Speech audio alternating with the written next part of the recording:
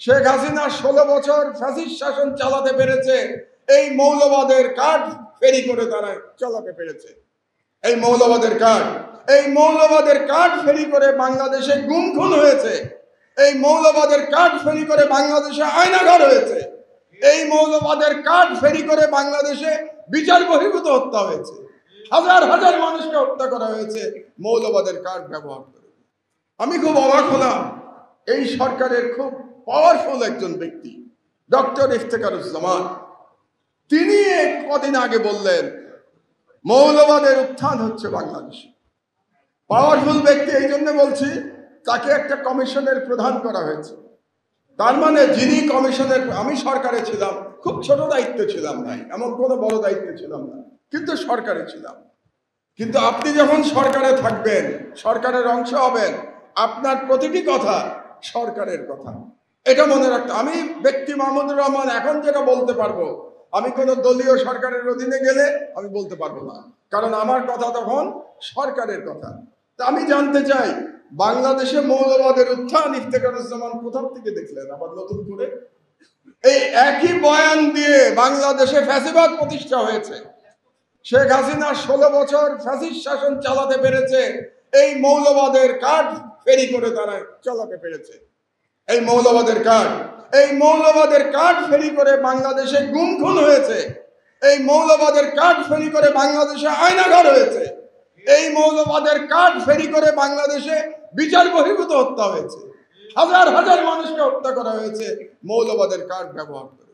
আপনি ইফতেখারুজ্জামান এই সরকারের আমলে আবার আপনি মৌলবাদের কার্ড ফেরি করছেন, আপনার উদ্দেশ্য কি? আবার নতুন কোন আদলে ভারতীয় সাম্রাজ্যবাদকে বাংলাদেশে প্রতিষ্ঠা করা, এটা আপনার উদ্দেশ্য। আপনি সাম্প্রদায়িকতার বিরুদ্ধে বলেন, আমরা আপনার সঙ্গে আছি। মৌলবাদ শব্দ ব্যবহার করবেন না। মৌলবাদ শব্দ ইজ এ ন্যারেটিভ। এটা হচ্ছে ওয়ার এগেইনস্ট টেরর, বুশের যে ওয়ার এগেইনস্ট টেরর এবং ইন্ডিয়ার হিন্দুত্ববাদের ন্যারেটিভ হচ্ছে মুসলমানদের মৌলবাদী বলা, এটা তাদের ন্যারেটিভ। আপনি সাম্প্রদায়িকতার বিরুদ্ধে বলেন, আমরা আপনার সঙ্গে আছি, কিন্তু মৌলবাদ শব্দ বলবেন না। আমরাও সাম্প্রদায়িকতার বিরুদ্ধে, কিন্তু সাম্প্রদায়িকতা কি কেবলমাত্র মুসলমানদের মধ্যে? অন্য ধর্মের সাম্প্রদায়িকতা নাই? আপনার এই যে এত বড় একটা প্রতিষ্ঠান বাংলাদেশে, হিন্দু বৌদ্ধ খ্রিস্টান পরিষদ, এটা তো একটা প্রকাশ্য সাম্প্রদায়িক সংগঠন। কাজেই আমি সরকারকে সাবধান করতে চাই, সতর্ক করতে চাই, মৌলবাদের কার্ড আবার নতুন করে খেলবেন না বাংলাদেশে। আর অতি ইসলামিস্টদের সম্পর্কেও আমার কিছু কথা আছে। অতি ইসলামিস্ট হবেন না। 16 বছরের ফ্যাসিবাদী সরকারের আমলে আপনারা লড়াই করতে পারেন নাই। এখন একটা পরিবর্তন সাধিত হয়েছে, ফ্যাসিবাদের পতন ঘটেছে। আপনারা অতি ইসলামিস্ট হয়ে বাড়াবাড়ি করবেন না। বাড়াবাড়ি করলে বাংলাদেশের ইমেজ নষ্ট হবে, ভাবমূর্তি নষ্ট হবে। এবং অতি ইসলামিস্ট যারা বাড়াবাড়ি করছেন দুর্গাপূজা নিয়ে, কিংবা অন্য ধর্মের মানুষ নিয়ে, কিংবা আস্তিক আর নাস্তিক নিয়ে যারা বাড়াবাড়ি করছেন, তাদেরকে আমি বলে রাখছি, আপনারাও প্রকারান্তরে যে তাদের যে কৌশল, সেটা আপনারা বাস্তবায়ন করছেন। কাজে আমাদেরকে সতর্ক থাকতে হবে। যেমন করে আমরা ইফতেখারুজ্জামানের মৌলবাদী কার্ডের প্রতিবাদ করব, সেরকম করে আমরা অতি ইসলামিস্টদেরও আমরা প্রতিহত করব। এটা আমাদের করতে হবে, তাহলেই বিপ্লব সফল হবে।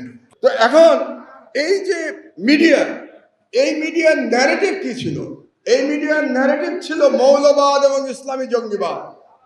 এই দুটা শব্দ ফেরি করে এই মিডিয়া বাংলাদেশে একটা অ্যান্টি ইসলামিক, বাঙালি মুসলমানের ঐতিহ্য, বাঙালি মুসলমানের সংস্কৃতির বিরুদ্ধে একটা আবহ তৈরি করেছে বাংলাদেশে। এই মিডিয়া দুটা শব্দ ব্যবহার করে, মৌলবাদ এবং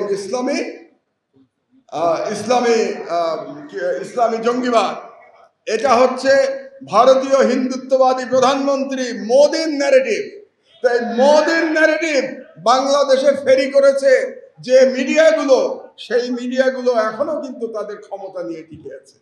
কাজে তাদের বিরুদ্ধে যদি আমরা লড়াই করতে না পারি, এই বিপ্লব আপনি এগিয়ে নিয়ে যেতে পারবেন না। কারণ একটা দেশের মিডিয়া সেই জাতির দর্পণ। এই মিডিয়াতে এই জাতির সংস্কৃতি, এই জাতির কি বলবো আইডেন্টিটি, এগুলি প্রতিফলিত হতে হবে। বাংলাদেশের মিডিয়াতে দুর্ভাগ্যবশত এখন পর্যন্ত প্রকৃতপক্ষে আমাদের